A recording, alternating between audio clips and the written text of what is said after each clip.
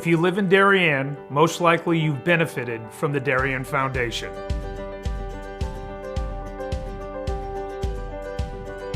Since our founding in 1998, we've provided more than $4 million in grants to the Darien Emergency Services, public schools, and community organizations. My husband and I are so happy to be raising our 4 young children in Darien. Over the years, I have admired the projects that the Darien Foundation has supported, and I'm excited to be a member of the board helping to further support the Foundation's mission. Kids' eyes light up when they talk about learning and eating in the edible garden at Tokenique School. And as a family, we've had so much fun watching varsity field hockey and lacrosse games under the Darien High School stadium lights.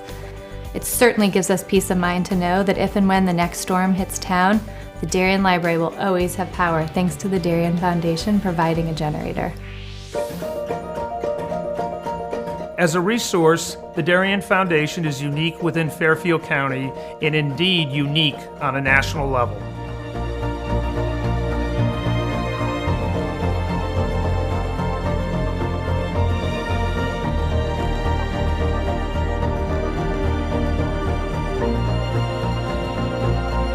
For 20 years, the Darien Foundation has been investing in Darien and offering our community organizations, emergency services, and schools a local resource to help them pursue innovation and excellence. Thank you for supporting the Darien Foundation. We are building a better Darien together.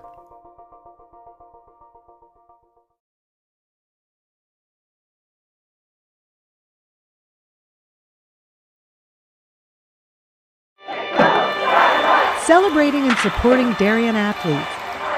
That is a simple mission of the Darien Athletic Foundation.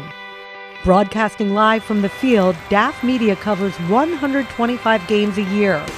All Darien teams, our youth, in our town, on our fields. Fields like the Center Oval and Upper Oval turfs, the JV softball field, and Stadium East, the longest turf in New England. All made possible by the Darien Athletic Foundation and its generous founders and donors. The Darien Athletic Foundation is not just committed to building our town's athletic infrastructure, it's improving the civic infrastructure for everyone to enjoy. The multimedia scoreboard, the snack bar pavilion, and the stadium lights, a $750,000 investment that makes Darien High School just the second school in Connecticut with LED lights. The Darien Athletic Foundation board is made up of local parents who know just how quickly it goes by. Its archives of more than 60,000 photos capture those precious moments of our young athletes as they strive to be their very best. The Darien Athletic Foundation has raised almost $9.5 million for our town and its kids, and it's not stopping there, as it continues to build a legacy for our youth as bright as their future, both on and off the field.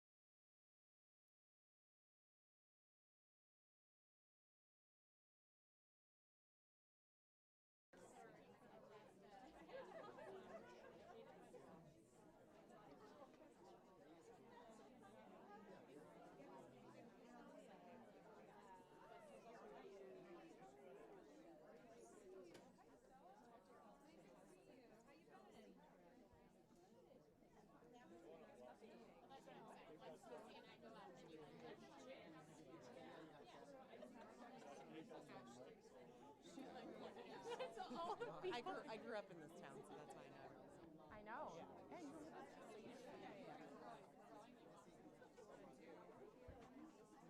wonder if like a little choo-choo train. Maybe we can, sorry. Is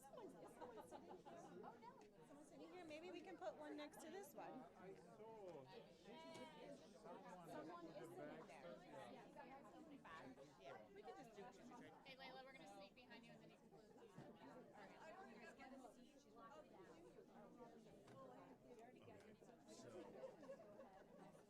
Said I already got my.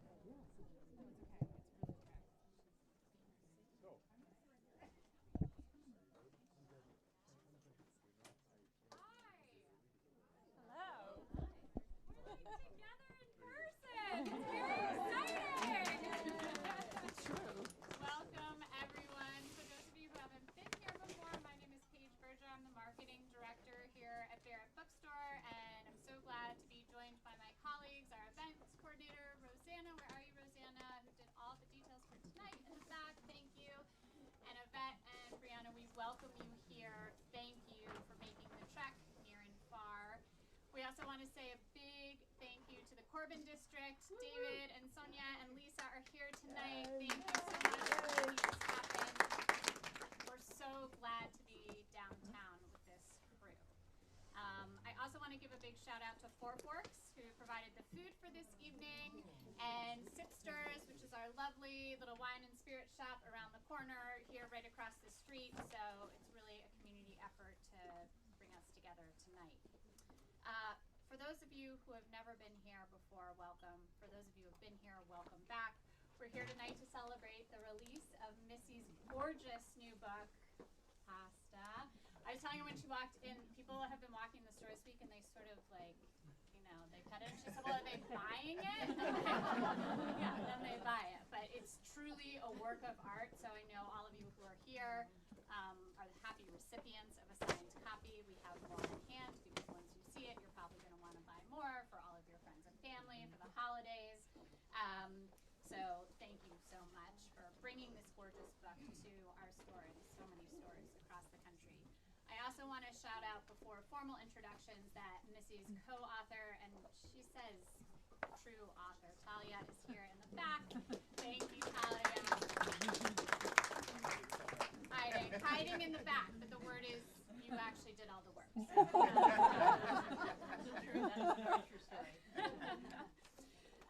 And of course, thank you to Bill Taibe, who's joined us. Anybody who lives in this area knows Bill and his amazing restaurants. Yes. Well, my husband and I spend many nights at the bar there, Kawani, and et cetera, et cetera. We'll do formal introductions now and on with the show. So Chef Missy Robbins is the James Beard award-winning chef and owner of acclaimed Lila and Missy restaurants, the co-founder of MP, a pasta and specialty foods brand, which we really enjoyed here in Darien, especially during the lockdown, and co-founder of Grove House, a hospitality company. Over the course of her decades-long career, she has been profiled in a range of publications from Vanity Fair to InStyle to the New York Times. She lives, makes pasta, and cooks in Brooklyn, and we're so glad she's with us tonight. Joining Missy is Chef Bill, who is the executive chef and owner of the Welk, Kawani, Don Memo, and recently the Art Space Cafe, which that chef is here as well, Caitlin. Thank you to Caitlin for connecting us with Bill, longtime loyal Barrett Bookstore customer. Partnering with the Norwalk Art Space, a philanthropic organization on a mission to educate young adults and celebrate local artists while creating a free destination for fine art and music in the city of Norwalk. And I've heard some firsthand reviews. It's really spectacular, so if you haven't checked it out yet, I really encourage you all to visit and taste the food. Chef Taibe is heavily involved in the Westport Weston community and supports many local charities and organizations through his own personal networking and restaurant resources. He currently serves on the boards of the Connecticut Restaurant Association and Food Rescue US and is the president of the board for the Westport Farmers Market. Bill, Missy, welcome. Thank you. Hi, Bill. Hi, Missy. How are Let you? me just tell you, Bill's one of my favorite chefs in the world at this point. I bought a home in Weston about a year and a half ago, and Talia and I frequent his restaurant. It is the only restaurant we really frequent almost every Saturday. I'm not embarrassed to say, and we've just fallen in love with his food so much, and mostly his staff and his hospitality. So if you haven't been to Don Memo, I haven't been to the rest of his restaurants. I can't wait to go. But I say run. Great. And I hope he writes his own cookbook with that food soon. Once Talia takes a break, we'll get working. Well, not fair, because I was supposed to do that to you and embarrass you to start. So Missy has been one of my favorite chefs growing up at, pretty much the same age, but moving through the industry and the business. She was a chef that I always admired and followed and watched. I've always had an affinity for women and female chefs, Missy Robbins and Susan Goyne and Gabrielle Hamilton and just to name, and Barbara Lynch. These are women and chefs that I've always followed and enjoyed. I've never had really man crush on chefs. It's always been sort of, I've always just fallen in love with female chefs and just the way that they look at food, the way they present it. I find a common thread between myself and them. So this is really odd that I'm sitting here, and I'm never really in this seat. I'm usually in that seat. So bear with me a little bit, but I think we're going to have a conversation and kind of have some fun, and we'll open it up at the end, and you guys could ask all the questions you want and embarrass us. So, Chef, I am going to just throw you a softball and just try to figure out, how did you get into the restaurant business? Was this a childhood dream? Typically people grow up and you want to be a chef because you grew up on a farm and you were milking goats. And I definitely was not milking. Definitely wasn't milking goats. I came to it kind of a different way. This guy right here, my dad, was really into food and travel, and my mom, who's not here tonight, but was very into entertaining. And so the combination of the two of them, food was sort of always front and center. And it wasn't, I can make fun of her because she's not here, but like my mom wasn't like an amazing cook. So there was a period where like I taught myself to cook a lot, but then I kind of grew up in a traditional home where you were expected to finish high school and go to college and do the thing. And towards the end of college, I just like was really into food, and I found that a friend of mine from growing up in Connecticut was cooking at a very well-known restaurant called Charlie Trotter's in Chicago, and I was like, oh, well, if she can cook, then I think I can do it too. I think you went to Georgetown, right? I did. I went to Georgetown. How did you feel about paying for Georgetown and your daughter goes off and cooks? That question came up. The fact that she didn't go to law school, et cetera, business school. And I felt then, and still do, I told her, if you have a passion, run with it. Run with it. That's the best advice you could get. Yep. But I started cooking my senior year of college. The restaurant that I started cooking in was above my bar called the Tombs. I have a fellow Georgetown friend back there. Spent a lot of time with him there. But it was an easy transition. It didn't feel like going to work. And then sort of at the end of college, I said, all right, I'm going to give this a year and see how this goes. And here we are. I had like 28, almost 30 years later. Right. It's funny. It just grabs you, right? Yeah. And I think I fell in love with it. And it wasn't, like I said, a lot of it was about the sort of the entertaining of a restaurant and the theater of a restaurant and the plates and the service. It wasn't always just about the food. And I came into it through the kitchen, but I really fell in love with sort of the whole stage of it. Right. Same thing. Yeah. Just was engulfed by the energy and the immediate gratification you would get through a service. You could have a job that you just would never get results, working at a gas station, a bookstore, whatever it may be, right? And you're taking care of people. But what we do is just insistent upon immediate satisfaction and answers, and the energy is unbelievable. So it's captivating, and it's I think I never looked at my clock, my watch. Right. When I started, you would make sure you were set up for service, and then you never had a break until midnight. Right. But you were so energized and you felt so good. And I don't know that there's another job that you get that in. Yeah, you're not going to walk into many kitchens and find a clock in the kitchen. Maybe on the expo station, but there's never really a big clock. It's changed a little bit with cell phones. Now cooks Yes. seem to be looking at their cell phones all the time, but I totally know what you're talking They're not about. looking at the clock. They're looking at Instagram. Instagram or something, taking a photo of something.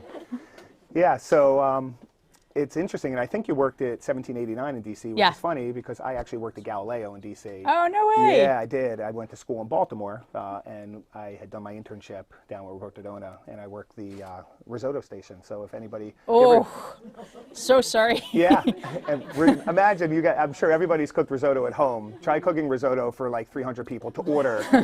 Every order. You know, there's no, I'm thinking of doing Yeah. risotto at Missy. I was supposed to do it at the opening menu, and when we opened the restaurant, it was so busy and it was complicated, and I was like, I don't think I should do this yet. Yep, like, right. I think that's not maybe smart. Yep. But I'm Now you're ready. Now I feel like I'm ready to do it. No one does risotto anymore. It's kind of Nobody cool. does it, no. And especially if you do it from scratch and start toasting your rice and cooking for it. Yeah. It was a 25-minute process, and it worked. We did it, but it was a good way I think to... I'm going to be the on the risotto station. I will come and work. I will That's come and what's work risotto happening. station with you. I promise. Oh my God, Maybe that's I it. could do it. Yeah. That's it. So obviously, the last year and a half it's been a little wacky for everybody. I think we're even coming up close to 2 years now. You know, how is the pandemic been for your restaurants? I know you guys have obviously adjusted. You had Missy Pasta. That was your first sort of off-branch concept outside of the restaurants, right? Yeah.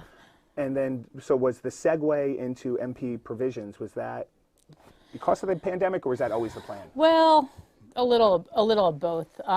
Luckily, the restaurants are back on track-ish and doing okay, and we feel really fortunate. And I think, you know, I've seen your restaurants are very busy, and I think we put our heads down and we figured it out. And we have a really loyal staff who stuck with us, and a lot of new people who really wanted to come work with us. And so we've been lucky. And Missy Pasta, we actually conceived Missy Pasta in 2019. It was sort of like right after Missy, the restaurant, opened in 2018, and we sat down and we sort of said, what's next? And I've always wanted a pasta company and a specialty company. My you know, growing up in New Haven, we shopped at all these kind of small Italian shops and Liuzzi's, and I just kind of grew up on that, and I always wanted it, and we investigated a lot of ways to do it. Do we go to a co-packer and have someone else do my recipe and put it on the shelves of Whole Foods or whatever?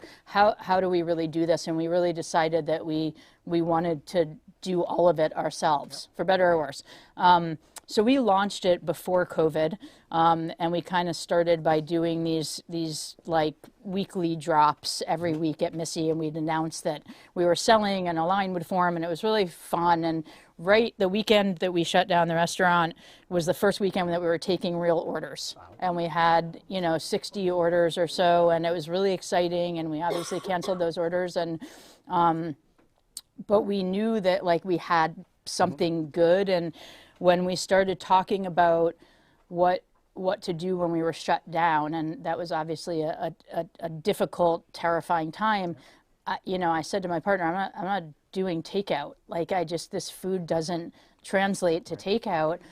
And we just sort of kind of started brainstorming and thought about the idea behind Missy Pasta was to have a retail store. And we were very close to having a space before the shutdown. And so how do we kind of take that store and put it online? And then I got excited, and I just started developing, you know, our vinaigrettes and salsa verdes. And Talia and I had been cooking a ton of chicken cutlets at home. I don't know why that became our thing, but I came up with this recipe that I really loved, that were crusted in semolina and pecorino, and we ate them like at least once a week. And we would make these like warm vinaigrettes. Semolina and pecorino, Rach, I like that.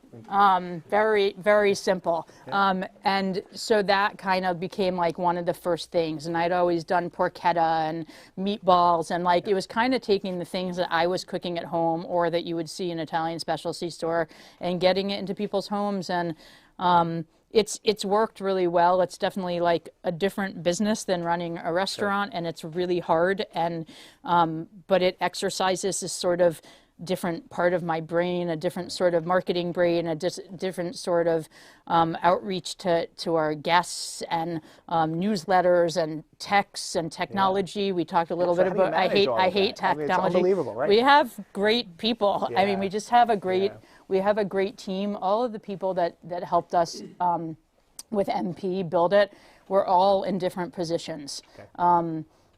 Within the restaurant. We have like someone who was an intern with us that came back. We had someone who had worked every front of house position except management and got into like the logistics part. We had people who were servers that were driving our trucks for us. And everyone kind of, we looked at it like a real kind of startup where everyone kind of had to do everything. Sure.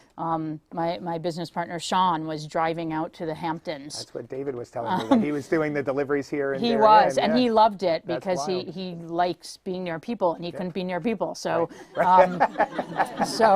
I'll take the run, I'm so driving. I'll go to the Hamptons so I can stand in a parking lot and hand out bags. Right. But it's really been a slow build. We started national shipping this week. Wow. Yeah. That's big. That's unbelievable. Maybe the dumbest or smartest thing I've ever done. I'm not. I'll let you know I'll in a talk to you couple in a year, months. yeah. But we're doing that ourselves too. There's no third party. So people are just like packing boxes and sending it to FedEx. I'm going to geek out like restaurant stuff for a second. So just how does that even happen? Does that happen at Lily or Missy? Is there a commissary? There has to be a separate. Currently, it's happening at Missy, which is not a good situation. It's not, You know, by this point, we thought we were going to have a store by now, and so we're actively looking for a space, and we will hopefully have something in 2021. Hopefully by the end of. Let's say there's really good space available. I know, David, in New York, But we, yeah, I know you. We just make it happen, and everyone's kind of patient. Right. You know, from a kitchen perspective, one of my sous chefs has really gravitated towards it, and she's really organized, and she's done a lot of the recipe testing for me, and she's just kind of into it. And so like yesterday, we're doing a big event where we're doing MP bags on Saturday, and I walked back and like she was just jarring like hundreds of jars. Cool. So Yep. I think the team's just in it. They also know that it helped employ them when there was no other way to employ them. So Right. they're sort of grateful for that. But eventually we will have a store and a place for people to physically go and also be able to eat in, and it'll be cool when it That's happens. amazing. But well, I know we look forward to it. Yeah. And I'm just listening. The moving parts. If you could imagine what it takes to run a restaurant, let alone 2 restaurants, and then add this to it, and it all comes down to people, right? And just listening to everything you're saying, and having some folks, you know, the younger generation in your company that's looking to sort of make a move or make a mark for themselves. It's a great opportunity. Yeah. And we focus the same thing at our restaurants, constantly looking for opportunity for staff to grow and develop, because you just never know what you have. Wow, congratulations. Thank on you. that. Yeah. So, you know, we're here, and, you know, I'd look and I'd say, you know, you have a cookbook, and I know Tali was a big part of it, but I had mentioned to Missy and Tali earlier that, you know, I had read or heard somewhere that they were sitting in my favorite place in the world, Oaxaca, Mexico, when the idea of pasta, you know, had sort of come over them in the very early beta stage, and I was laughing because it wasn't about tortillas or guacamole, but they're sitting drinking mezcal and thinking about pasta. So, you know, kind of take us through the process. I have had conversations, I've said to you earlier, with a book agent or 2, and, you know, kind of had done the tour, and I realized that, like, my brain just doesn't work that way. And at the time, you know, and you're giving so much credit to Talia, which I know is sort of... I'm giving all the credit to Talia. She's not even listening. Yeah. I didn't have a Talia at the time to write, but now that I know there's a good writer out there. But it you know, it's in seeing and just going through the process briefly that I went through, and it's just such an intimidating, you know, putting all your work into pages and then putting it out to people. So what just kind of walks through the process of I'm still intimidated, and intimidating. Both. You know, Tali and I started talking about this book. Talia has a online magazine called Punch that she's the editor-in-chief and co-founder of, and was with some of her colleagues having dinner at Lilia, and who happened to be publishers. And after that dinner, came to me and said, I think this is your time to write a book about pasta. And my other book had just come out, Breakfast, Lunch, Dinner, Life, which is very different from this book. And I was like, no. I have like a restaurant, another one on the way, and a cookbook that just came out. I'm not writing another book. And she said, I think you gotta kind of strike while the iron's hot. And I was like, I don't think so. Easy for you to say. We were not dating at the time.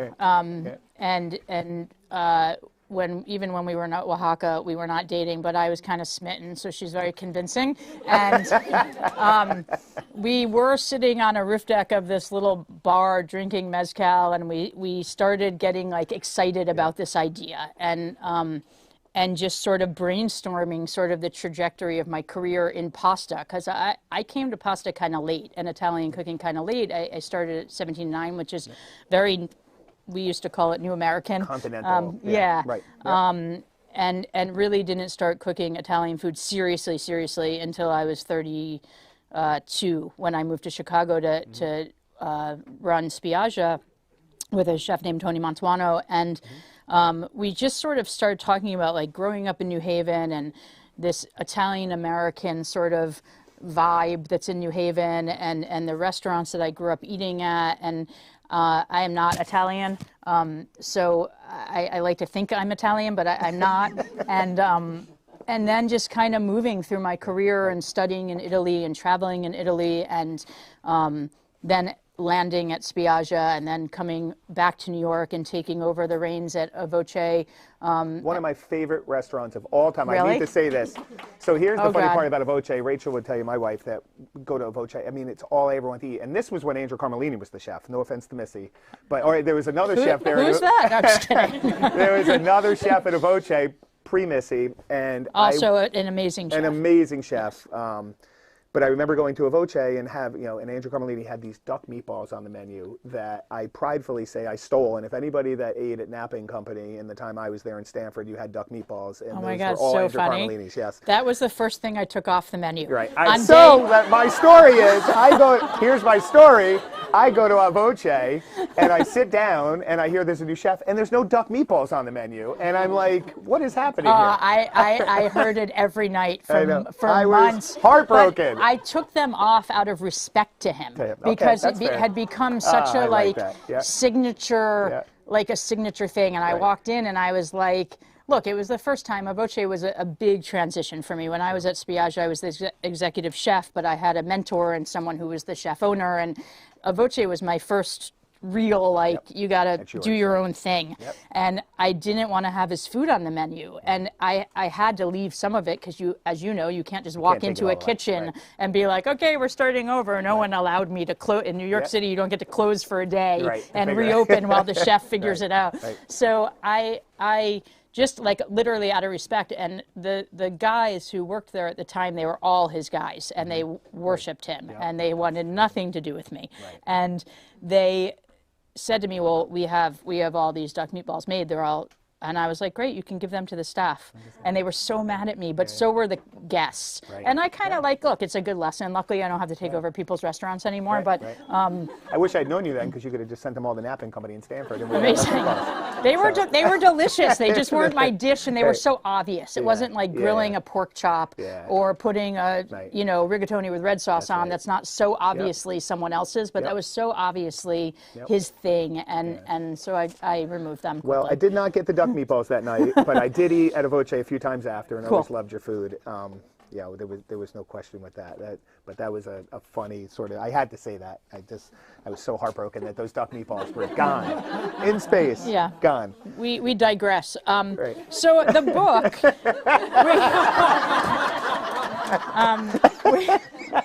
We ended up having this whole conversation, and then we got home from Oaxaca, and we decided to write a proposal, and by we, I mean Talia.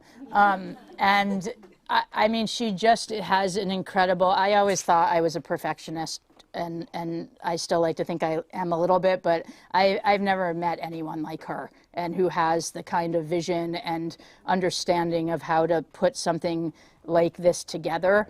And we just wrote this kind of proposal, and we were both really proud of it, and people liked it, and someone bought it, and then we were like, oh shit, we have to do this. Right. And then it's real. Right. And this is 3.5 years of work. It took 3.5 years, and there were some delays, and some delays on purpose, and some delays because of COVID, and some delays just because of delays happen. But you know, it occupied pretty much every weekend of ours for the last 3.5 years. We both obviously have full-time jobs, and we had to get this done. Right. And Talia is a big morning worker. She likes to write at 6 a.m. I am not, and so like often she would wake up in the morning and kind of get to work. And you know, the fun part was that we spent 6 weeks in Italy together traveling. At the very beginning in 2019, we did 3 separate trips. One to the north, one to the south, and one to central, and just kind of, it sounds very romantic, and much of it was, but it was also like we drove thousands and thousands and thousands of miles a day to find like the one the one pasta. Was this something that was preset with the book company? How did you make those connections in Italy? No, this was really us kind of utilizing our own connections. Sure. And some of it was through friends. There's a fabulous friend of ours named Katie Parla, I'm sure you've heard of her, who lives in Rome, who really guided us through a few of, certainly through Rome, but we went to Bologna with her, and just kind of, she took us to places we just wouldn't necessarily have found on our own. And she's written two books on Italy herself, and then just like, you know, vendors that we would talk to and say, hey, we really want to learn how to make orecchiette. And someone would, this woman, Kim, I know, from many years ago in Chicago, sent us to, I think someone she might have been related to, her house in Puglia. This woman and her kids, basically the whole family was there to greet us. And this grandma just sitting at the table making orecchiette like this, like so fast. I can do one every 45 seconds. This woman was doing like one, and so there were like a lot of experiences like that. There were experiences in small towns where we'd walk into a pasta shop, and we'd just say, hey, can we? There would be like an older woman. Making pasta and back, and we'd say, can we just watch her? And sometimes people would say no, and sometimes they would say yes. And so some of them were just random experiences where we got lucky. One of our best days was in Sardinia. Small restaurant we ate lunch in. They made all the kind of classic Sardinian pastas, and young couple that had just opened this very cool cafe, and we just went to them at the end of lunch and said, would you be willing to give us a lesson? And we went the next day. So a lot of things like that, and just generous people. A gentleman who has an incredible restaurant and pesto company in Genoa, who took us around to pasta shops and fed us. And just Italians are really kind and very giving. Talia being in the wine world, we went to several, you know, wine producers and stayed with some of them and learned. They love sharing their knowledge. And their they really do. I'd say the toughest place, aside from this family in Sardinia, a lot of the shops we went to, they did not want to share secrets. Well, probably worried that you'd share them, right? Well, I did. So that was a big part of our research. Talia did an incredible amount of like historical research for the shape section, and then the recipes are. A lot of them were developed for the book. So most of the kind of middle section where we do the regional cooking, a lot of those were developed at home, and that was really fun to do together. Sure. I want to just also shout out that she's not just a fabulous writer, she also is a great cook, and also makes pasta, the actual shapes, often better than I do. Oh my goodness. I like to say she just has smaller hands, but I think there's just something. Am I embarrassing you enough yet, or no? But that was a really fun. What'd she say? That was a really fun part of it too. Was just like cooking at home, and then there's sort of this last section that we call modern classics, and those are just referring to my classics. We're not calling them classics of the world, but just things that have become sort of part of my repertoire through the years. So whether that started at Spiaggia, or went to a Voce, or now Lily and Missy. And that's kind of the outline of the book and sort of how it happened. But it's not an easy process. It's a lot of work, and it's a lot of work.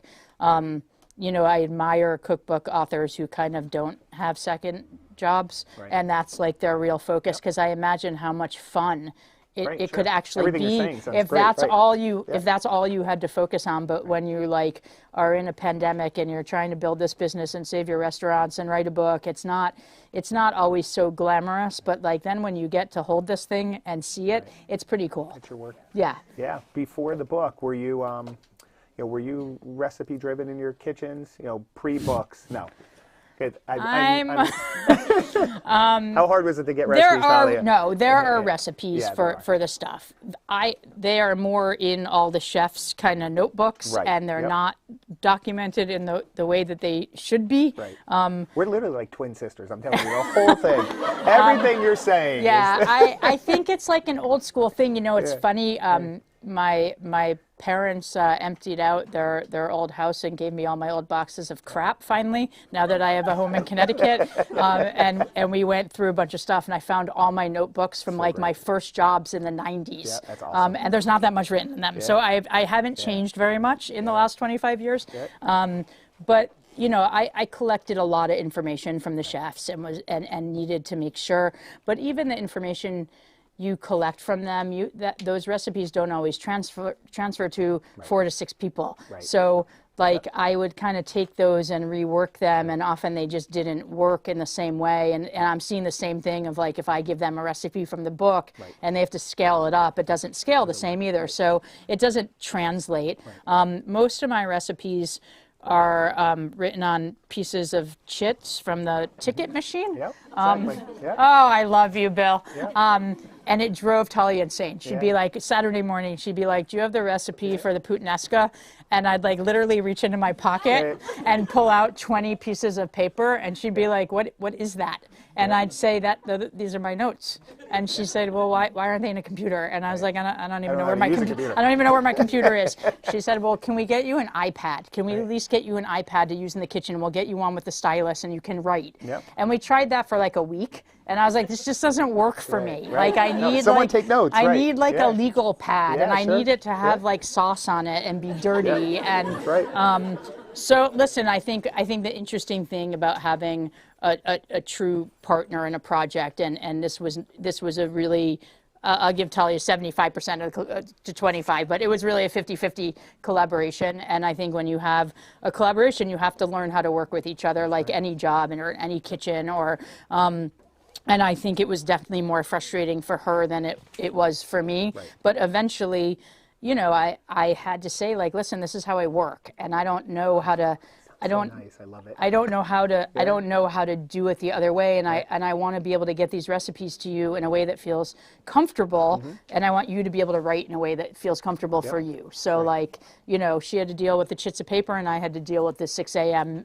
Typing. The clicking. But eventually, I think we both, at the end of the day, if you both have the same goal, and the goal was to create this beautiful book, and we really set out. I think it's interesting when I did my last book. I was at a different place in my life. I was unemployed. I was at the farmer's market one day. I had a cool idea. I said, I'm cooking all this stuff at home. I have these stories about unemployment. I should write a book. I had no business doing that. I got someone to publish it. But very different, very, very different process. This book, we really set out to, there were goals, how it was going to look, how it was going to feel, what the story was, what the voice was, and how what we really wanted was something that felt and was going to be hopefully very timeless. And that's a hard thing, but and not something that I know how to do. And Talia really had to get me sort of out of my comfort zone. For anyone who's been to the restaurants or seen our homes, I have one style and it's very modern and very sort of Scandinavian, mid-century, and to get, like, we had a stylist that picked out all the plates and stuff like that, and I'm not used to working, I'm used to doing that myself. And when I got to set, I was like, wait a second, where are my stuff? Where's the stuff I use at Lilia? And Talia's like, we're not using that stuff. We're talking and Italy. so it was like, what we really tried to do was do this sort of modern classic look. And you'll see in the book that we have these like very old sort of plates, but we'll have really modern silverware with them. And that was like a really interesting process. And I wanted the same thing as she did. I just didn't kind of know how to get to point A to point B. That's right. And I think when you're a chef, you get very stuck in your ways. We do. And we only learn as we get older that it's probably best to not be stuck and open-minded. I'm still learning. Well, it's a beautiful book. If you guys haven't had a chance yet, I actually ended up buying one pre-sale, and then Paige and Rosanna asked me for doing this. Hey, can we send you a book? So I'm like, yeah, of course, I'll take a second book. So I have, and we'll put one at the restaurants, and I'll keep one at home. But the other night, I found myself just reading through it because obviously I wanted to get a sense of what it is. And I could tell you, as a chef, if you have other pasta books at home, kind of put them in the basement.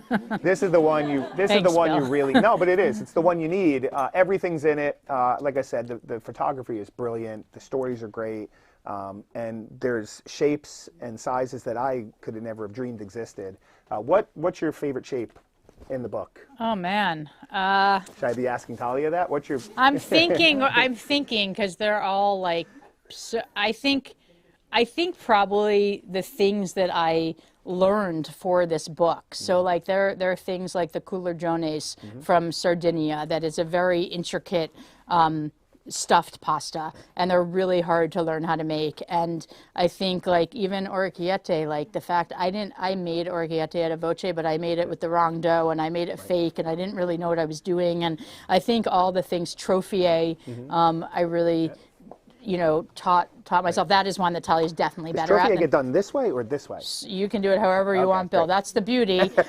We do it where we put, we go heel on the thing and then back. Got it. And it's hard, and it takes rhythm, and it takes just a lot of practice. And I think that's the cool thing about this book, and we really do want people to cook from it, and I think it spans everyone. I have a lot of chef friends who are like, wow, this book is so cool and there's so much to learn, and I know what those chefs and like yourself want to learn from it. But I think for the home cook, it's pretty incredible to take a Sunday and really play with this stuff and have fun. This is not a Monday night, you've been on Zooms from 9 to 5 kind of, but there are recipes in here as well that are like, there are a lot of spaghetti recipes that are very simple that you can, we encourage you we recommend brands even to do those recipes, because there are some simple things that you can do without going to the trouble of spending 7 hours making pasta. Right. But we want you to make pasta. Yeah, we've all had Italian food, right? We'll call it. We've all had it.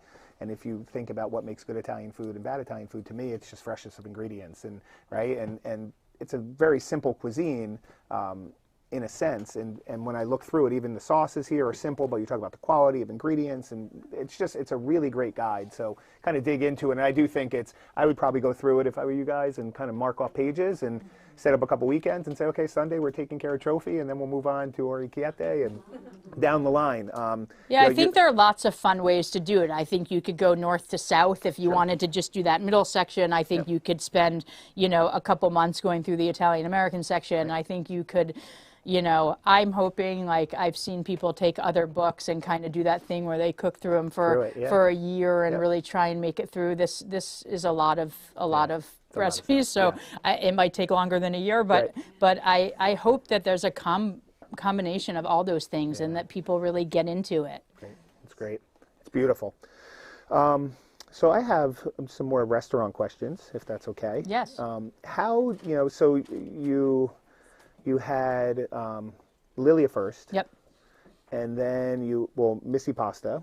I know that you had dealt with, cancer. Yep. And, is there anything you could talk about with that a little bit? How did, and my questions to that, and I actually, this morning, I was reading about Missy Robbins, because as I'm sitting up here, I want to learn as much as I can. So I read, there was a bunch of really great, honest, beautiful interviews that I had read that you had. So, I won't make you go back down that unless you want to, but I really got a sense of what you were going through at the time. But I think it's important, it's such a scary thing. And Yeah. I imagine, so when I opened the Welk 10 years ago, I was playing like an idiot beach football up at Campo Beach and tore up my knee. And I opened up the Welk. I owned the farm at the time, and the Welk was my second restaurant. Here I am opening this monster restaurant, my second restaurant. First time I've ever had two restaurants. I have a knee brace on, a torn meniscus. And that was terrible. I didn't deal with cancer. So I'm just thinking, how do you, how were you able to balance life? It's a frightening thing. How were you able to let go of the restaurant a little bit, or did you not? How did that work? I probably could have let go a little more. It was, so I got diagnosed in July of 2017. We opened Lilia in January of 2016. Wow. So it wasn't even 2 years old. Yeah. The book came out the week I started treatment. And, I came from radiation to my book party of 200 people. And look, most people didn't know. Mm-hmm. It wasn't something I announced. I really didn't talk about it in the press for probably like a year afterwards. And really for the point of I just wanted people to come to the restaurant, enjoy the restaurant. And I didn't want people to feel bad or Sure. question whether I was going to be there or not, and I just wanted people to come to the restaurant and enjoy themselves. I was very lucky. For everyone out there, I can just encourage you to get your mammograms. I found mine on a standard mammogram. I was 46 years old, and it was very early, and I had a very small tumor, and I was very lucky, and I didn't have to get chemo. I had radiation, which is not fun, and it takes a lot of time, and I did it for 7 weeks every day at around noon, but it also was this very interesting thing that becomes part of your routine, and it was no one came with me, I would get on, when I felt well enough, I would get on the train and go, and otherwise I would just take an Uber, and I don't know. I think I tried to go to work when I could. It's very interesting. The doctor said to me, I think you'll appreciate this. The doctor said to me, you're going to get very tired on week 3 of radiation. I had it for 7 weeks. And I said, yeah, whatever. I work 16-hour days. I'm fine. And he said, no, you're going to get very tired. Right. And I said, I think I'm going to be okay. Right. I've been doing this a long time. Yeah. I'm a chef. I'm fine. And I am telling you, on day 15, so that's the start of week 3, I was at Lilia, and I remember this. I stand at the pass where the wood fire is, and I was just kind of hanging out, and I remember my eyes start to shut, and I felt like a tired that you don't, that it's not a chef, I've worked 6 days tired. It's like a fatigue that's, it's very hard to describe, but my eyes kind of closed, and I was like, maybe I should go home now. Right. Yeah. It's your body. And I just kind of tried to listen to myself, and I wanted to be at work. I think my staff was very concerned. They obviously knew. We told them right away. I had already sort of started not being around because I was going to all these appointments, and I just didn't want to hide that from them. I was at the time I wouldn't say a working chef, but a chef that was on the line 6 nights a week expediting, and so to not be there was challenging, and I was lucky. I had a really talented team, and I would go when I could, and I would stay home when I was really tired. I would go home after radiation a lot and take naps. Sure. And then go at 5 to work and stay from 5 to 8. I think the restaurant it's a good place to be. You're around a lot of people. Right. And it's been 4 years that I'm cancer free. So, Yeah, our restaurants have just a knack for making reality kind of go away whenever you need it to, right? Like, Yes. It doesn't mean, and we'll say it to our cooks and our wait staff, and if you got problems at home and there's personal problems, well, good, you're at work now and you don't have to worry about those. So, But it is a place you can really get lost in that. You just get and I lost think, and you go, and it yeah. happens so quickly. And like I said before, there's just so much energy that you just don't have an option. It's either you're in it or you're not, right? So. Yeah. And you just see it. So it definitely affected me. I mean, we were designing Missy during that period. I definitely sat in some meetings where I wasn't all there, and Sure. someone was trying to talk to me about where the outlets should go, and I'm like, I don't know. Right. There's like a few things at Missy I might have changed, but like, whatever. I'm sure nobody notices. Like, yeah. I've got a couple people who notice. Yeah. got one. So, what happens at the restaurants now? What's your role and responsibility? I don't know. Trying to figure That's kind of what the reason I ask is I'm in the same spot. So. I think it's been a really interesting couple of years. We at a point when I knew we were going to open Missy and open the second restaurant, and I had done 2 restaurants with Avoce. There were 2 locations, and it was tough, and they were much further apart than Lily and Missy are, and I spent a lot of time in cabs or trains going back and forth, and often felt really unproductive. And I felt like a lot of the time I was going to one restaurant, saying hello to everyone, doing like a few things, saying goodbye to everyone, going to the other restaurant, saying hello to everyone, doing a few things, and really never doing anything. Right. So I've thought a lot about that and what my role is. And at the very beginning of Lilia, I expedited and I plated food for the first year, and I loved it. And I felt that was necessary to establish the restaurant. But when I was opening Missy, I knew that couldn't be the case. So I gradually kind of started weaning myself off of being there every night. And when Missy opened, I was obviously there every night for the first kind of 6 to 8 months, and then we had to start traveling.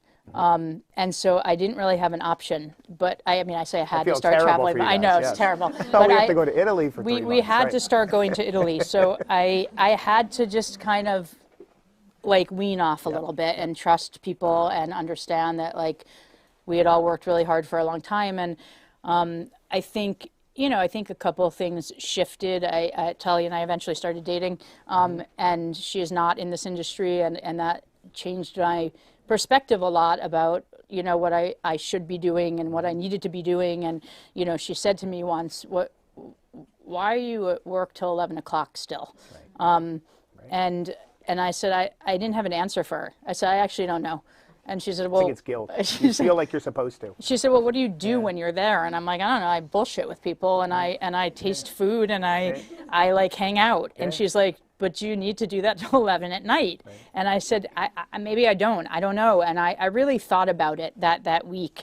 And I was like, all right, I gotta think about this. And she wasn't the only person who had said that. Sean, my business partner, very early on, he was not in the restaurant industry. When we started, he was in finance at a hedge fund, and he would come to the restaurant after work. He's now full-time in the restaurant industry, and he would come into work, and like at 10 o'clock, we lived in the same apartment building, and he'd say, let's go, we're going home. And I'd be like, oh, no, I don't leave till the last ticket. And he said, no, you can't do this. Like, you're going to burn out. And I was like, no, this is what I do.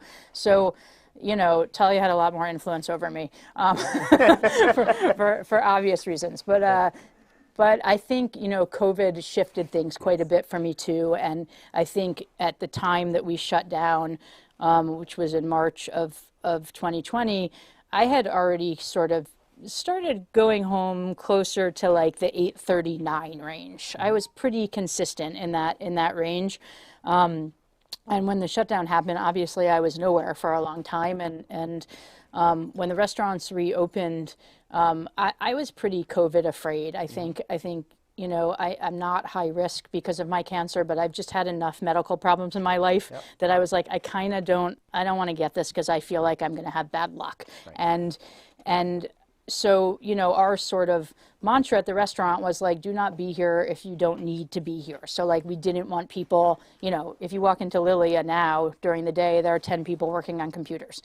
We don't have a corporate office. We don't, you know, we just don't have anywhere. And so that we really discouraged, and we were like, you come in for your shift that you need to be here. And I took that to heart for myself too, and sort of was like, all right, we're not as busy, obviously, because we're doing 10% of the business that we normally do. And my team is great, and I just don't need to be here. And so I started kind of more going home at like 7:30, and that's kind of stuck.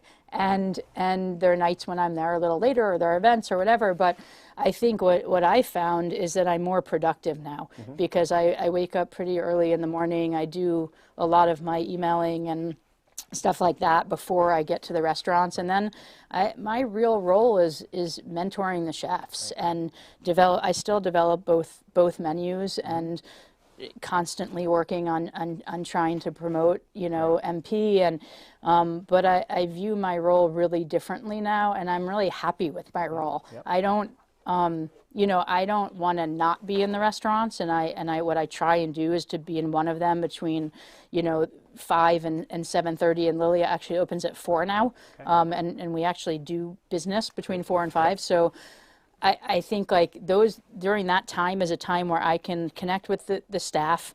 It's not serious, totally busy where like no one has time to talk to me. I can taste a lot of food. I can kind of take the temperature of what's going on, and if there are issues, and I can fix food, and I can fix it quickly so that people coming in at 7 are getting the right food.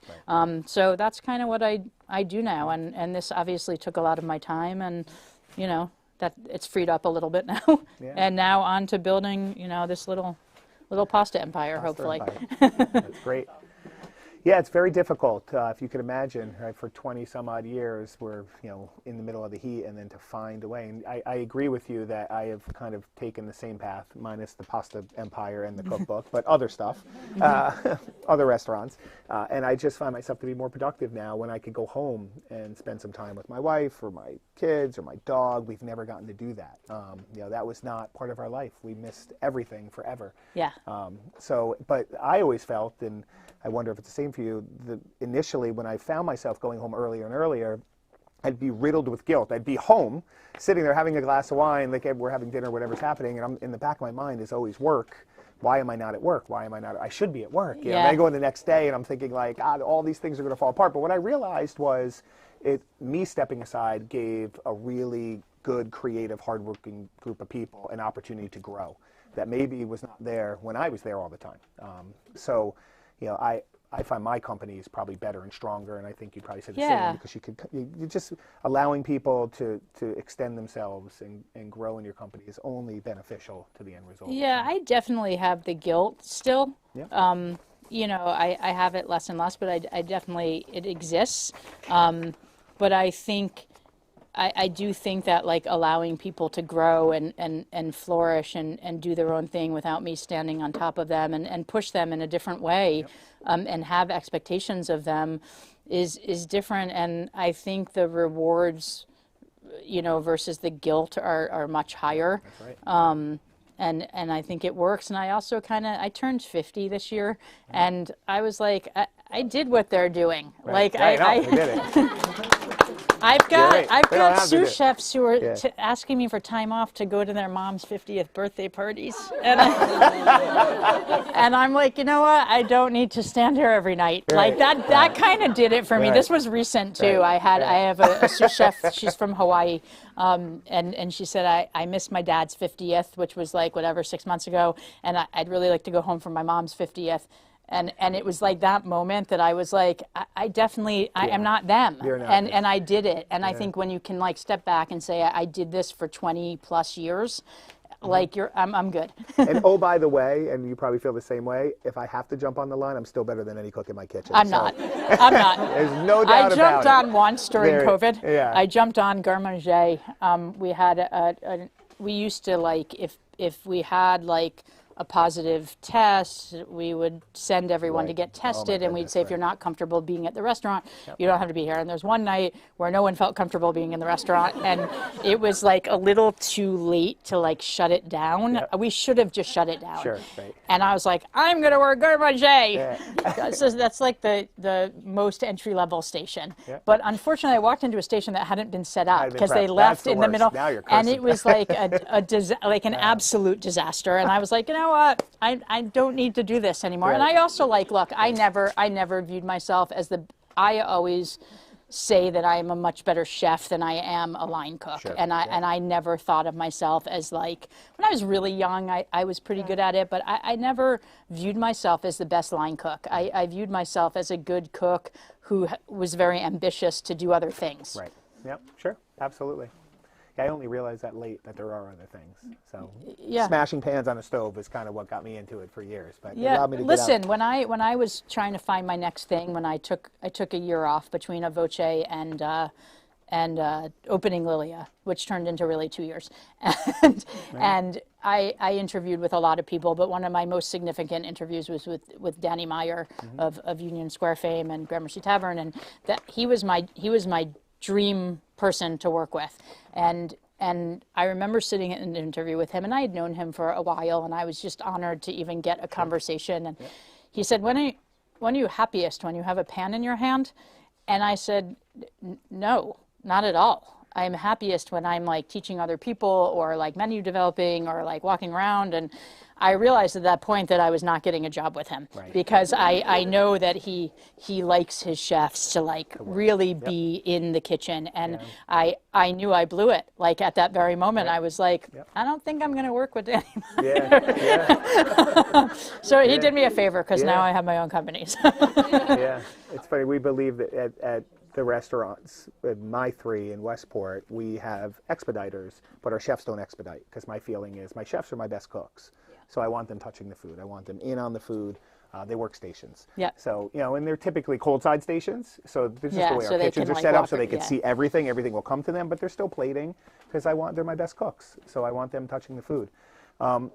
We're going to do, I think we're probably okay on time. We're going to do some rapid fire. If we can. God. Yeah. Great. Oh, no, you didn't tell me this part, Bill. Well, let's see. I just think it's great. And I have to thank Rosanna and Paige for helping me with a lot of the questions. Like I said, I am putting this together here at Barrett Book. But as I said earlier, I'm never really in this seat. I'm over there. So you should have, the last 2 days have been nothing. I was on a plane yesterday coming back from Denver, and I'm doing thank God I have Wi-Fi on JetBlue. Missy Robbins, everything. People behind me must have thought I was crazy. I had every page open. I'm reading everything. I can't wait to know what you learned. Yeah. that you're a really good chef. Thanks. All right, let's take a look here. Where did this start? You want to start with pizza? That's usually the first thing people ask me, Sally's or Pepe's. You want to do that? I do want to know that, though. Sure. Pizza. Better be modern. But I'm not saying my answer. I would say modern. Anybody else for modern? Modern. There we go. These Okay. guys. Yeah, we got modern. I'm traditionally Sally's. Yeah. I'm right. traditionally Sally's. Good. All right, so let's do a little rapid fire. Okay, go. Okay. Favorite thing to cook during lockdown? Chicken cutlets. Sorry. Favorite beverage? Of like all time ever? Anything like right now you want a beverage aside from water? Aside from water, I'd have to go with champagne. Great. Good. Favorite cooking or kitchen tool? What can't you live without? Your kitchen tool. Sorry, kitchen tool. Kitchen tool you need at home. Spoons. Spoons. Tasting. Like Perfect Coon taste. spoons, yeah. Perfect tasting Is spoon. a Coon spoon a perfect spoon? Or should it Coon be smaller? spoon is one of them, but there's a spoon that we buy on the Bowery, and that's like $1 that we call the grandma spoon. Yeah. And Is it like a tablespoon? How big is it? it's like got a thing like this, and then the ugly thing, Yeah. and it's like $1. We used to use them at a voce, and they're called. We just called Grandma them spoons. grandma spoons, Perfect. and like I can't. That's what I taste with. That's what I stir with. That's what I plate with. The whole thing. Right. Okay. I like it. I get it. I have spoons are, you know, if you could see, the only thing I care about in the kitchen is that my spoons make them back into my knife kit. If for some reason I need to run out, and there's too many times where I find my spoons over with, you know, in the customer spoons. I have that problem with my my little tweezers that are also kind of indispensable, and they finally put tape on them. Yes. And I'm always like, we call them pinchos in the kitchen. I'm like, where are my pinchos? Right. And every time they like come over and they're like, here, chef, they're right here. Right. They were in I your know. box. The whole time. This is no exaggeration how important. Chefs are really weird. What we're Sorry. talking about. I have literally stopped services because I couldn't find my spoons. Yes. Literally, service has stopped. Everybody stopped cooking. I don't care about the tickets. I want to know where my spoon is. So, and that has happened. I'd like to be a fly 9 on times the wall out of for that 10, it's moment. in the Bain Marie, like next to mine, that I just put it in because Yes. but I was looking in mine, and God forbid my peripherals. So, anyway, okay. Favorite fall food this time of year? Can't be chicken cutlets. Got to be something else you're eating. Fall food is really tough for me. I do not get excited about Right. fall. That's why I asked it. It's Did hard. I say that somewhere? No, well, it's just hard. It's like, I mean, I am a spring summer girl, but I'd say excuse me, I'd say mushrooms. great, good, okay, I like that. Porcini when I can get my hands on them, chanterelles, Porcini all that mushrooms, stuff. that's a good call, yes. With the champagne, we could, right? Coffee or tea? Oh, espresso. Great, okay. Its own category. I love this, and it even says here, so I will quote, totally stealing this question from the New York Times Ideal Dinner Party. You have 3 guests. Who are they? Dead or alive? 3 guests.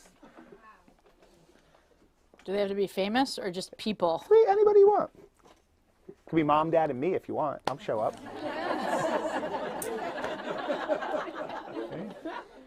Talia Baiocchi, best dinner guest in the world. Yeah. She also makes a mean cocktail. My grandmother on my mom's side taught me like a lot. She was really into restaurants too. She was in Chicago. And I'll throw it to Dad just because he's here. Yeah. I mean, it's not fair. But he also has been my biggest fan through the whole That's thing. awesome. He used to, when I started cooking, he would call me every Wednesday and say, "Hey, did you read the New York Times? Did you see what Thomas Keller's doing?" Right. And I'd be like, "Yeah, Dad, I did it every single Wednesday morning." That's when I was awesome. young. Yep, I love So that. he gets to come to dinner. Yeah, awesome. And he and Talia like each other more than either of them like me, so. So it takes the pressure off of you. All right, you have a free day, no work. What do you do? Free day, no work, what do I do? Other than go to Don Manuel, which we appreciate.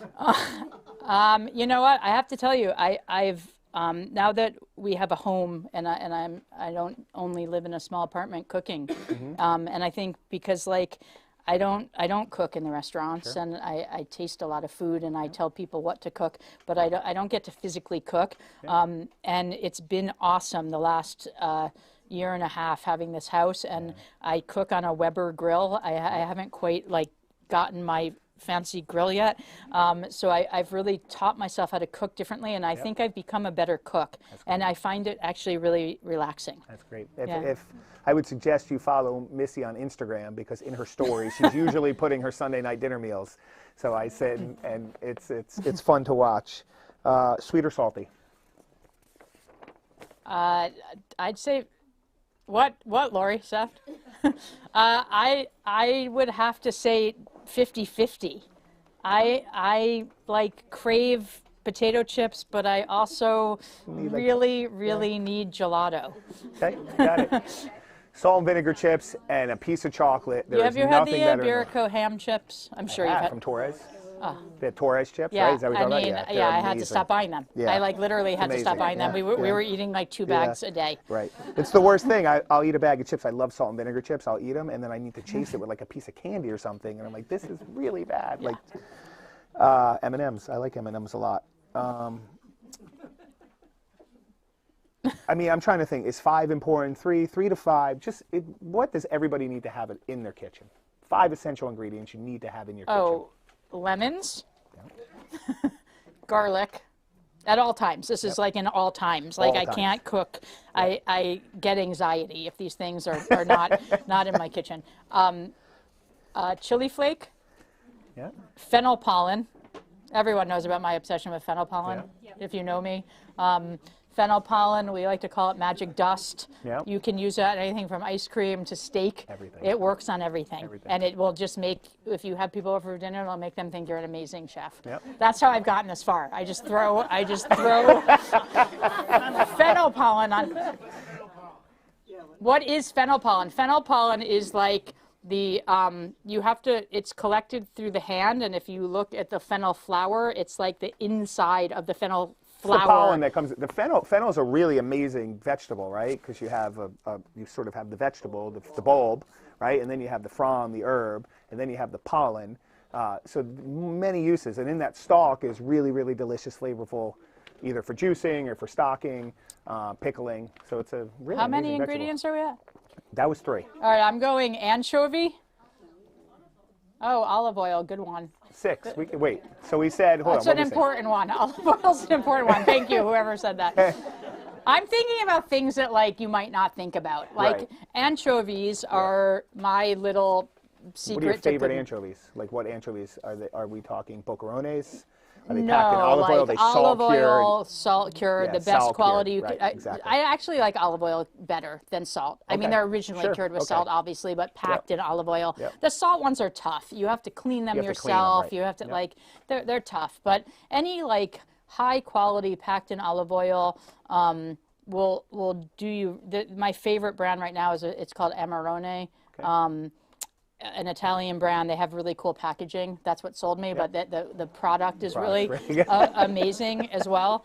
But anchovies are like a little secret ingredient that I think a lot of people are scared of anchovy, and anchovies can just like elevate a dish without even knowing they're in there. That's right. And just give it this kind of bite, and I hate the word umami, but I was just about I to say hate it. they are soy sauce in the Italian Yes. cuisine. That's Yes. what they are, right? But anchovies, and then I'll just throw. I'll throw olive oil. Is like kind of a gimme. Well, I'll say Parmigiano Reggiano. Great. Okay. Well, my next question would be Parmigiano Reggiano or Pecorino.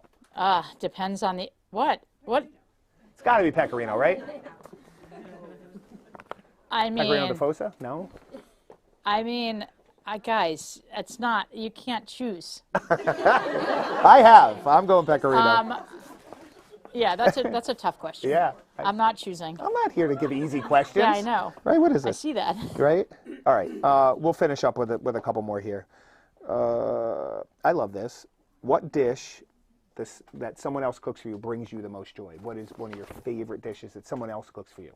I know every time I want something special, I'm coming home for a trip. It's funny you talk about chicken cutlets because my wife Rachel makes a really good chicken cutlet too. She doesn't make them with semolina and cheese though. I like that gluten-free option. I'll send you the recipe. Please. Talia Baiocchi makes an incredible brick chicken. Oh wow, cool. And these potatoes that are, I don't know what she does with them because I have not been able to replicate them, but they're like just like made in a casserole, covered, and they steam and cook in olive oil at the same time, and they have layers of onions and salt. Oh my goodness. They're so good. So I would say like when my greatest pleasure is having, I'm sure you feel this way as a chef, like someone else cooking for you is like the best. Right. And like when she wants to cook, that's my number one request. It's funny, and I'm sure you've dealt with this. We go to friends' houses and everybody's, oh my God, I can't believe I'm cooking for you. I don't want to cook for you. I'm not cooking. You're a chef. No. It's the idea that someone else is preparing food for us is just so comforting and warming. It's my favorite meal, and I don't care what it is. Listen, this guy next to my dad, I grew up, Claudia was my kindergarten, first and second grade teacher, and this is her husband, Ron. And Claudia taught me how to write my name, and Ron makes a mean burger. When I was growing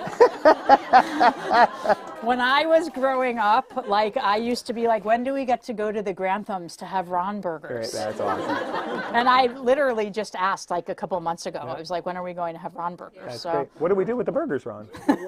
We don't know. We still don't know. Still don't know. That's it. Just good beef. Talia, is the brick chicken on a grill? No, it's in a pan.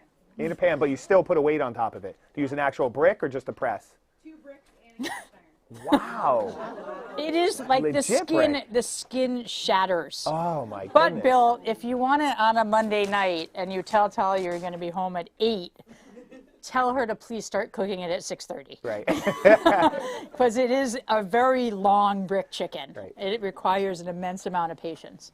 Well, if I get anything out of tonight, knowing that we now live in the same town, Oh, I can't wait. we could be talking. I I would be more than happy to experience all of this. I can't wait. All right, so I think what we'll do, let's open it up. If anybody has any questions, would be great. So what I'm going to do, just really quick, is, well, because we have some folks that are watching online as well, so you'll ask a question. I'm just going to repeat it, so I get it into the mic, and then we'll let Missy answer the question. I kind of 2 questions. Like, what on the simple side of things is like your go-to? You'd open up the book and you'd say, gotta make this, and what would be Rigatoni. Let me repeat the question. Oh, sorry. So, what is the go-to recipe in the book was the first question. Simple. The simple go-to. Go-to on the difficult. Okay, the simple side, and then we'll do the go-to on the difficult. Okay, I'm going to give you 2 simples. Okay. One is anything with any of the red sauces. So we have 3 red sauces in there. You can do rigatoni diavola, and there's a 30 clove sauce in there. But those are like great starter dishes. But then, like, if you want to go just a little more complicated and like impress someone, but really not spend a lot of time in the kitchen, there's a spaghetti with pine nuts and Parmigiano. That's pretty simple if you have the right ingredients. On the hard side, I would say the agnolotti with saffron is probably the most complicated, complex dish in there. That's also the most complicated, complex dish at Lilia and in any of my restaurants. And the one that I get the most messages about for the recipe, and I'm so happy that I can now just point people to a page. And I've had it. Question. Any chance for a Connecticut restaurant? And then a follow-up, if I might. I've been trying to get a reservation.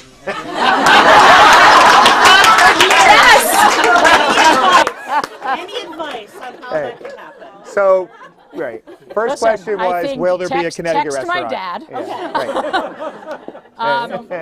right. I will make sure I give you the info to get reservations. It's a 4-year wait, listen, so thank you. Listen, I want to clarify something important. We want people to come to the restaurant. I am grateful that it is a small restaurant. It is 60 seats plus the bar, and the bar we don't do reservations. This is Lilia? Yeah, And what Lilia. about Missy? Missy is 90 seats, Okay. Closer to 100. Yep. But they're relatively small restaurants, and we're really lucky. But it's not like a snobbery thing where we're like cutting off reservations. We really want people to come, and I'll give you my email. I don't have it. I have no issue with that. Yeah. Thank you. It's much appreciated. Connecticut restaurant. A little story. I said, I'll make it quick. When I went to look at the restaurant in Williamsburg for the first time, Lilia, it was a garage. My business partner said, can you go look at the space in Williamsburg? I said, am I allowed to swear? Yeah. Stella, shut your ears. I'm not fucking opening a restaurant in Williamsburg. I was a Manhattan person. I just like couldn't fathom not opening my first restaurant in Manhattan. I was sort of devastated by it, but I went to look at the space and I was like, oh, it's pretty cool. So I now have 2 restaurants in Williamsburg and a home there, and so I never say never. Oh, so there's a chance. I never say I do have a home here. I never say never. That's all I'm going to say. Great. Great. Good. Thank you. We'll bring her in Darien. Maybe we'll just keep her out of Westport. Back here. Or New Haven. New Haven would be great too. Just out of Westport. Stay out of Westport. You can open the 4th pizza Right. place. All right. We had a question over here, and then I'll get to the back. So obviously the whole restaurant industry is facing this real reckoning with the labor shortage that's happening, whatever you want to call it right now. I'm curious if you've had to change your approach to how you find and keep really great people in your restaurants. Well, yeah, are you in the restaurant industry? I see you have a sleeve. He's either a hairdresser or a cook. I was like, this guy's got to be in the industry. Repeat the question. Sorry. He asked. He there's a massive labor shortage in the restaurant industry right now. It was always hard before COVID, and he's asking, you know, have we had to change our approach at all? We had kind of already changed our approach when we opened Lilia. We wanted to create an incredible environment for people to work, and I had changed a lot as a person. One of the reasons that I took a year off is because I just wanted to chill out. I was a very stressed out, not very happy chef, and I needed that time to say, like, okay, who do I really want to be in the kitchen, and what do I want to be? So we had kind of already started that process of really treating people kindly and not having yelling and kind of pushing people and having very high expectations. This is a whole new thing. We've been very fortunate for most of COVID to be pretty staffed. Like we've been okay. I'm finding it harder in the last month, actually. Putting out ads, you know, I have a fair amount of followers, putting up Instagram stuff and getting very, very few bites. And I think it's more, it's just a matter of like people don't want to be in the industry anymore. And I don't know what you're seeing in your place, but it's definitely not easy. But I think what you can do is just create a nice environment and a supportive environment. The people that we do have are amazing. And they want to learn and they want to grow. And I mean, I have cooks consistently over the last month, you know, emailing me. They don't see me every day, saying, hey, can I set up a meeting with you for a performance review? I've never seen that before. And it's not just money based. It's part of it is that they want a couple dollars more here and there.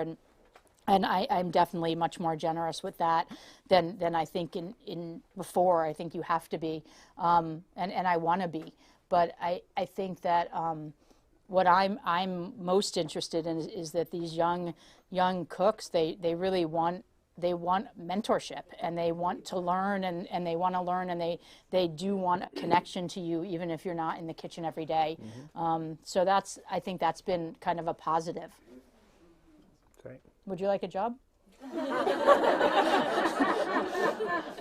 I'm hiring too. One more question. Bill, thank you very much for moderating and Luke Welk and County and I mean amazing restaurants. Like Relish, can we please try and we talked about it earlier? Let's get them down here. Yes. But thank you very much for moderating. It's been a great night. I had the privilege to know Missy for a number of years and her business partner, Sean. So one of the things they did during and I'm curious, one, the Darien question was already asked, so I'm not going to press that issue, but David, again, let's get on that. The pop-up store, things you did during COVID, which I think were very interesting, the pop-up store at Rock Center and the delivery stuff. Are we going to see that again this year with COVID sort of, going away, but the pop-up store in Rock Center, having worked in that area, I thought was a massive success, and I think a lot of people got to enjoy Missy and Missy Pasta. Is that going to come up again, and are you going to keep doing this MP grocery? MP is here to stay. MP is here to stay. It's a real brand. It's not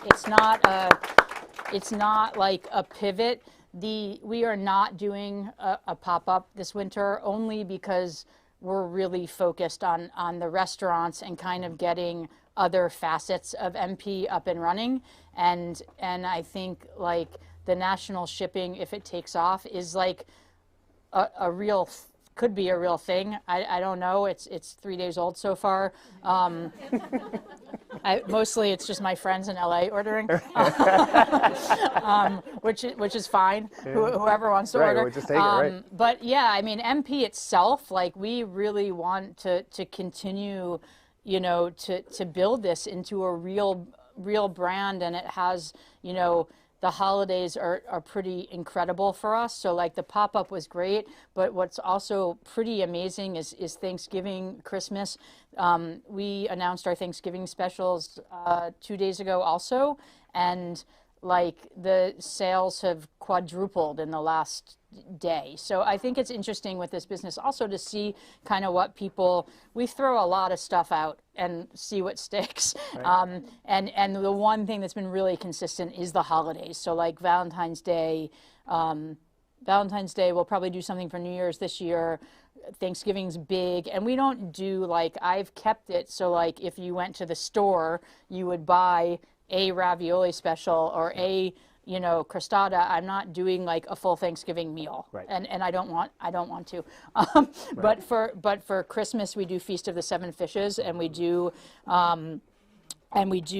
deliver to Darien. I think we are. Right. But for that, it's tricky because it's fish and it's Right. for one night. But last year that was a huge success. I think we sold 50 kits for 4 people, and it's like seven dishes that we'll do videos of, and you'll see me making the dishes, and have like a couple pasta things, and we did a whole fish and salt last year, and I haven't written the menu yet this year, but it'll be pretty similar. Right. So those things, but thank you. I think you're just trying to get people to order from me, aren't you? This is an old college friend. This whole thing's Yes. set up. Yes. I do have one more question. What is turkey porchetta? Because I saw that. I went online and I was looking at it. So porchetta is a traditional Italian dish where traditionally they take a whole pig, bone it out, and then like stuff it with fennel pollen and herbs and garlic, and then like spit roast it. I, like many years ago, like didn't love turkey. And cooking a whole turkey, and so started doing these crazy deboned turkeys where we bone out the entire thing and take a half a turkey, and ours is rubbed with just a ton of, you know, rosemary, garlic, fennel pollen, rolled up and roasted. And then all you have to do is stick it in the oven, kind of reheat it, crisp it up, slice it. Awesome. That's awesome. it. I saw that on your page this Yeah. morning. It's fun. And we serve normal, we do regular porchetta. Right. Yep. I think that might be it, guys. Thank you so much. Thank you. This was so fun.